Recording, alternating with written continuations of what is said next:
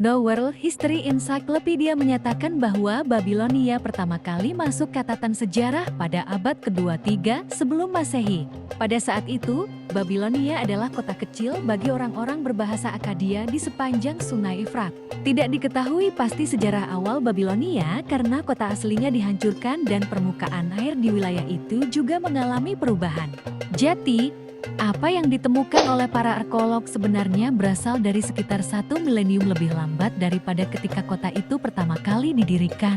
Namun, artefak dari Babilonia awal yang ditemukan di luar runtuhan menunjukkan bahwa kota itu mungkin didirikan oleh orang Amori selama dinasti ketiga yang berasal dari sekitar tahun 2094 hingga 2047 sebelum Masehi. Babilonia dikaitkan dengan Marduk. Marduk adalah dewa pelindung Babilonia. Dalam mitologi Babilonia, Marduk menciptakan dunia setelah membunuh Tiamat, perwujudan lautan. Tiamat juga mewakili prinsip perempuan, sedangkan Marduk mewakili prinsip laki-laki.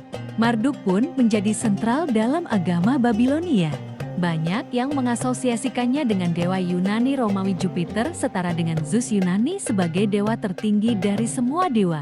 Semua orang yang ingin memerintah Babilonia harus menunjukkan rasa hormatnya kepada Marduk. Babilonia terkenal dalam sejarah setelah berdirinya sebuah kerajaan yang dikenal sebagai Kekaisaran Babilonia Pertama atau Babilonia. Dilansir National Geographic, Hammurabi memerintah dari tahun 1792 hingga 1750 sebelum Masehi setelah menaklukkan berbagai negara kota saingan Mesopotamia. Dia adalah raja ke-6 dari dinasti Amori. Hammurabi memiliki visi besar untuk menyatukan Mesopotamia melalui diplomasi dan penaklukan yang licik. Ia pun menyatukan semua wilayah di bawah pemerintahannya. Ia juga mendirikan kuil-kuil baru di Marduk, menjadikan kota itu salah satu yang terbesar dan terindah di dunia. Hammurabi terkenal karena kode hukumnya. Meskipun kode ini bukan yang paling awal dalam sejarah, kode ini sangat berpengaruh dan ada di semua kurikulum studi sosial. Prinsip mata ganti mata dan gigi ganti gigi adalah inti dari keadilan retributif. Bangsawan dan rakyat jelata diperlakukan sama di bawah kode dan menerapkan prinsip-prinsip keadilan untuk semua orang. Bahkan memberikan beberapa perlindungan kepada kaum perempuan, serta menghukum mati siapapun yang melakukan sumpah palsu. Seperti yang dijelaskan oleh buku Ancient Mesopotamia, Hammurabi memiliki putra bernama Samsu-iluna yang akhirnya menjadi penerusnya. Akan tetapi, Samsu-iluna dihadapkan dengan pemberontakan besar-besaran. Dalam 8 dekade setelah kematian ayahnya, Babilonia mengalami reduksi besar-besaran. Akibatnya, Babilonia menjadi sangat rentan sehingga diserbu oleh bangsa Het pada tahun 1595 sebelum Masehi dan kemudian oleh bangsa Kas. Kekaisaran Asyur mengambil alih Babilonia dari bangsa Kas.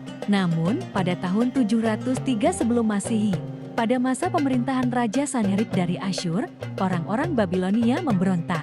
Menurut jurnal Sennacherib and the Angry Gods of Babylon and the Israel yang terbit tahun 2019, Sanherib ingin menempatkan putranya sendiri untuk menjadi raja. Namun, putranya dibunuh oleh para pemberontak. Akhirnya, Sanherib menaklukkan Babilonia pada tahun 689 sebelum Masehi. Kekaisaran Asyur mengambil alih Babilonia dari bangsa Kas. Namun, pada tahun 703 sebelum Masehi, pada masa pemerintahan Raja Sanherib dari Asyur, orang-orang Babilonia memberontak. Menurut jurnal Sennacherib and the Angry Gods of Babylon and the Israel yang terbit tahun 2019, Sanherib ingin menempatkan putranya sendiri untuk menjadi raja. Namun, putranya dibunuh oleh para pemberontak. Akhirnya, Sanherib menaklukkan Babilonia pada tahun 689 sebelum Masehi. Seiring waktu, kekuatan kerajaan Asyur memudar, jati pada tahun 625 sebelum Masehi. Nabopolassar, gubernur Kasdim, menguasai Babilonia. Raja baru Babilonia ini membuat aliansi dengan Media dan menjarah ibu kota Asyur, Niniwe, pada tahun 612 sebelum Masehi. Demikianlah Kekaisaran Neo-Babilonia didirikan pada tahun 605 sebelum Masehi. Putra Nabopolassar, Nebukadnezar II, Nebukadnezar menjadi raja. Nebukadnezar memiliki pengalaman militer yang cukup baik dalam memerangi sisa-sisa bangsa Asyur dan Mesir. Faktanya, namanya adalah nama raja setelah raja prajurit Babilonia abad ke-12 sebelum Masehi, menjadikannya Nebukadnezar II yang berarti Nabu. Awasi ahli warisku. Nabu adalah dewa kebijaksanaan Mesopotamia. Di bawah pemerintahannya, Babilonia menguasai seluruh bulan sabit subur, mencapai puncak kekuasaannya yang terbesar. Untuk merayakan prestasinya dan memperkuat pemerintahannya, ia merenovasi dan mempercantik Babilonia. Di bawah pimpinan Nebukadnezar II, Babilonia mencapai puncak ketenaran dan keindahannya. Menggunakan dana dari penaklukannya, Nebukadnezar memperbesar kota hingga mencakup lebih dari 3 mil persegi. Dia membangun landmark yang melegenda pada zamannya.